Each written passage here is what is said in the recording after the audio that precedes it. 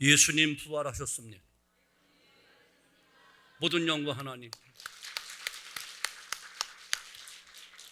나 같으면 일어나서 찬송 부르고 어떻게 주님의 부활을 다 같이 기립박수.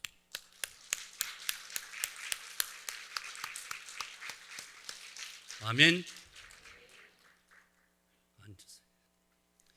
사랑하는 성도 여러분, 예수님이 십자가에 처절하게 죽으시고 그분이 사흘 만에 부활하심은 성도들이 감당해야 될 큰 일이요, 가장 큰 일이요, 믿어야 될 가장 위대한 믿음이요, 가장 큰 믿음인 것을 믿으시기 바랍니다.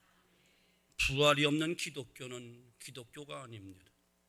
부활이 없는 신앙은 신앙이 될 수 없습니다.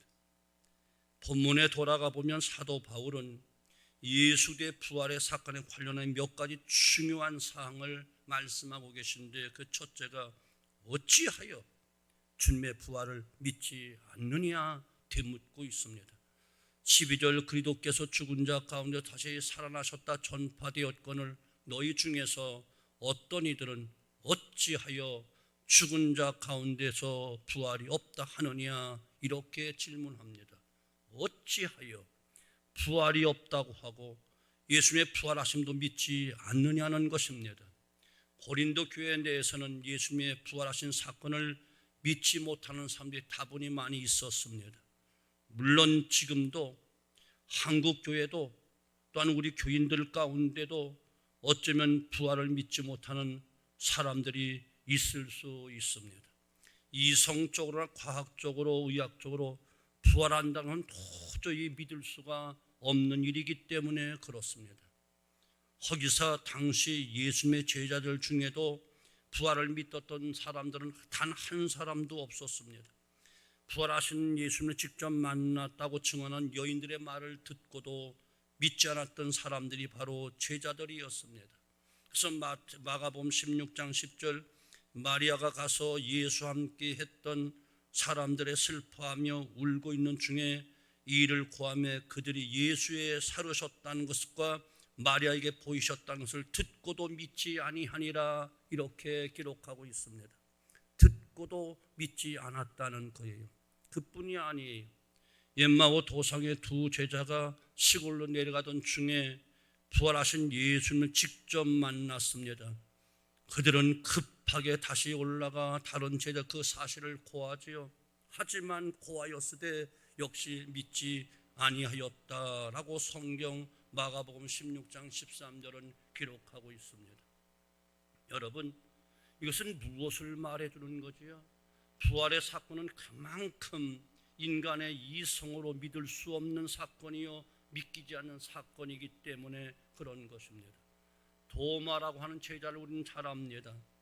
남들도 아니고 베드로와 요한을 비롯한 다른 모든 제자들이 도마야, 예수님이 부활하셨어, 그 예수님을 우리가 직접 보았어 라고 했다면 적어도 그래요?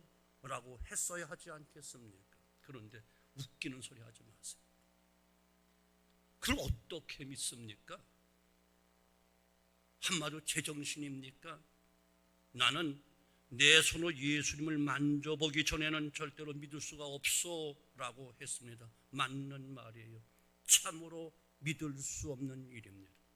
십자가에 달려 만신창이가 되었던 예수님이 부활하셨다니 믿을 수 없는 일입니다. 피를 다 쏟고 창에 찔려 가장 처절하게 죽으셨던 그분이 부활하셨다니 정말로 믿기 어렵습니다. 그러게 제자들도 처음에는 믿지 못했던 것 아니겠습니까? 사랑하는 성도 여러분, 부활은 보통 사건이 아닙니다. 그러게 보통 사람은 믿을 수도 믿어지도 않는 사건입니다. 그러나 사도 바울은 예수님이 부활하셨다는 사실을 절대적으로 믿어야 한다, 강하게 강력하게 주장하고 있는 것이, 오늘 본문에서 조금 더 내려가 5절에 보면 부활하신 주님은 게바에게 보이시고 그 후에 12제자에게와 또한 12제자 일시에 보이셨으며 그 중에 500여 성도들의 형제들 일시에 보셨고 보았고 그 중에 지금까지 태반이나 살아있다 이렇게 선포하고 있어요. 지금 사도 바울은 500여 형제를 일시에 보이셨다 강조하면서 예수의 부활이 환상이나 허상이 아님을 증거하고 있는 것이에요. 그리고 그 500여 명 중에 태반도 지금 태반이나 지금 살아있으니 확인해 보아도 좋다고 하는 그런 내용입니다. 그러면서 사도 바울은 고린도 교인들에게 이렇게 말하면 어찌하여 너희가 주님의 부활을 믿지 않느냐? 어찌하여 죽은 자 가운데 부활이 없다 하느냐? 만일 죽은 자의 부활이 없으면 그리도 다시 살지 못하셨을 것이라. 사랑하는 성도 여러분, 우리가 왜 복받은 사람들인 줄 아십니까?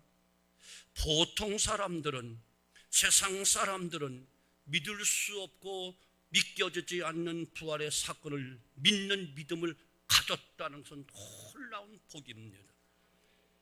아멘. 아무나 믿어지는 것이 아닙니다. 이 시간을 기하여 나에게 부활이 믿어지고 그 부활을 고백하는 믿음을 주신 주님께 다시 한번 감사해야만 되는 것입니다. 아무나 믿어지는 것이 아니고 배웠다고 믿어지는 것이 아니고 똑똑하다고 믿어지는 것이 아니고 믿어지는 믿음을 선물로 특별히 허락해 주셨기 때문에 믿어지는 것임을 여러분 기억하시기를 바랍니다. 두 번째, 바울은 부활을 믿어야 할 이유를 분명히 이야기합니다. 앞단락에서 바울은 어째 너희가 부활을 믿지 않느냐고 물었습니다. 그런데 이번에는 부활을 믿어야 될 이유를 이야기하는 세 가지를 이야기합니다. 첫째는 부활이 없었다면 모든 것이 헛된 것이다 말씀하고 있는 것이. 14절 보면 그리스도께서 만일 다시 살지 못하셨으면 우리가 전파한 것도 헛것이요 너희 믿음도 헛것이다. 만일 부활이 사건이 없었다면 우리의 모든 것은 헛것이 될 수밖에 없는 것입니다. 기도했던 일, 전도했던 일, 땀 흘려 봉사했던 일, 시간 다투어 달려와 예배 드렸던 일, 힘들 때마다 하늘을 쳐다보며 아버지를 부르며 눈물 지었던 그 일, 모든 것이 헛된 장난질에 불과하다는 이야기입니다. 여러분 정말로 그럴까요? 여러분이 그토록 간절하게 기도했던 그 시간들, 남모르게 흘렸던 그 눈물의 기도가 과연 헛된 장난이느냐, 그런 말이에요. 몸과 마음이 고달파 그냥 주저앉아 버리고 싶을 때 주님 앞에 나와 예배를 드리고 하랬던 그 일이 다 헛수고였나요? 그렇지 않습니다. 절대로 그렇지 않습니다. 부활하신 예수님을 우리가 믿었고 그분께 내 인생을 아뢰었기에 어떤 것도 헛되지 않다는 것을 여러분 의심 없이 믿으셔야 됩니다. 그러기에 고린도전 15장 마지막 절에 그러므로 내 사랑하는 형제들아 견실하며 흔들리지 말며 더 주의 일에 힘쓰는 자리 되라. 이는 너희 수가 주 안에서 헛되지 않은 줄을 알미니라. 두 번째 이유, 부활이 없었다면 여전히 죄 가운데 있을 것이다 이렇게 말하며 우리는 모두 망할 것이다 말하고 있습니다.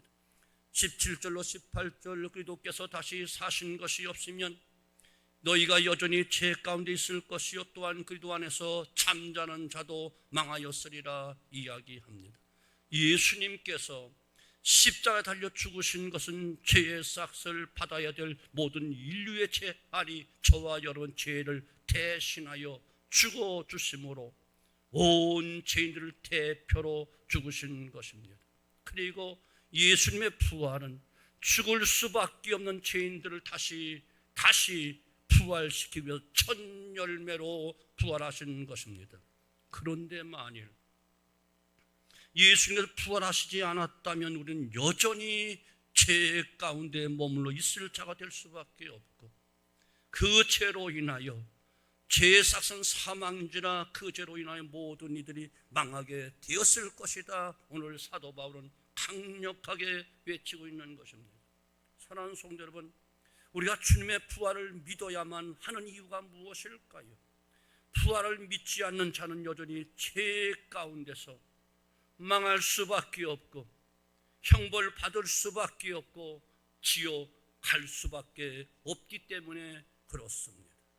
세 번째, 부활이 없었다면 세상에서 우리가 가장 불쌍한 사람이 되었을 것이다 이야기하는 것입니다. 19절 말씀, 만일 그리스도 안에서 우리가 바라는 것이 다만 이 생뿐이면 모든 사람 가운데 우리가 더욱 불쌍한 자이리라. 만일 예수님의 부활이 없었다면 우리 인생도 죽음으로 다 끝난다는 뜻인데, 그렇다면 세상에서 우리가 제일 불쌍한 사람일 것이다, 그런 이야기입니다.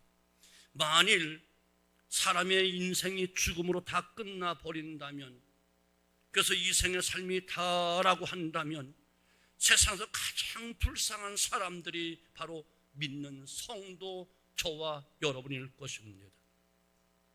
또한 가난하고 어렵게 살던 그 사람들이 또 불쌍한 사람들일 것입니다.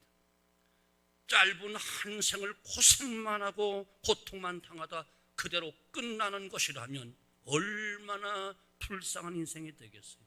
그러나 인생은 죽음으로 끝나지 않습니다. 죽음에 반드시 필연코 꼭 부활이 있기 때문입니다. 그 부활을 통하여 믿는 이들은 영원한 하나님 나라에서 영원한 행복을 누리게 될 것입니다. 부활에 대한 시 가운데 이 현주 씨의 부활을 위하여라는 시가 있습니다. 주님, 당신이 상처난 몸으로 부활하셨음을 고지곧대로 믿고 싶습니다.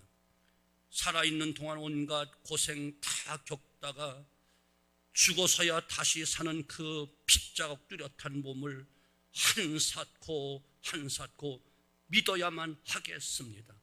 아니면 이 세상 억울해서 어찌 삽니까? 이 시의 내용은 이런 것이에요. 만일 부활이 없고 인생이 그저 죽음으로 다 끝나버린다면 이 세상 억울해서 어찌 살겠느냐 하는 내용이.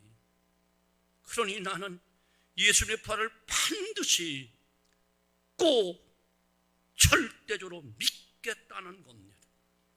그래서 이 세상에서는 서러움도 많고 고난도 아픔도 많고 눈물도 많고 한도 많았지만 주님의 부활을 믿는 믿음으로 나도 부활되어 주님과 더불어 영원한 나라에서 행복하게 살고 싶다는 소망을 그린 시가 바로 그 시입니다. 부활의 신앙을 더욱 굳게 간직하겠다는 시인의 의지가 강하게 표현된 시입니다. 이 시인의 고백대로 만일 부활이 없고 영원한 천국이 없다면 우리는 정말로 억울하고 불쌍한 사람일 수밖에 없습니다. 남들은 이런저런 향락 다 즐기고 사는데 우리는 믿음 줄고 지키려고 성결하게 살려고 몸부림칩니다. 남들은 이와 같이 자신들의 이익을 위해서 나쁜 짓도 많이 하지만 우리는 믿음 안에서 사랑을 베풀며 살려고 희생을 합니다. 그러다 보니 손해볼 때도 많았고 오해를 받을 때도 많았고 또한 실없는 사람 취급받을 때도 많았습니다. 그런데 부활이 없이 그냥 죽음으로 끝난다면 얼마나 억울하겠습니까?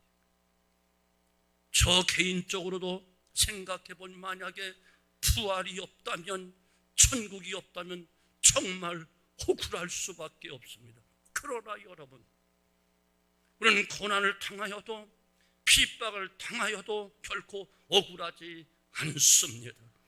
인생이 괴롭고 슬프다 해도 결코 좌절케 할 수 없습니다. 우리는 부활의 소망이 있기 때문입니다. 천안 송년 부활에 대한 소망이 가득 넘쳐나게 되어지기를 주님의 이름으로 축원합니다.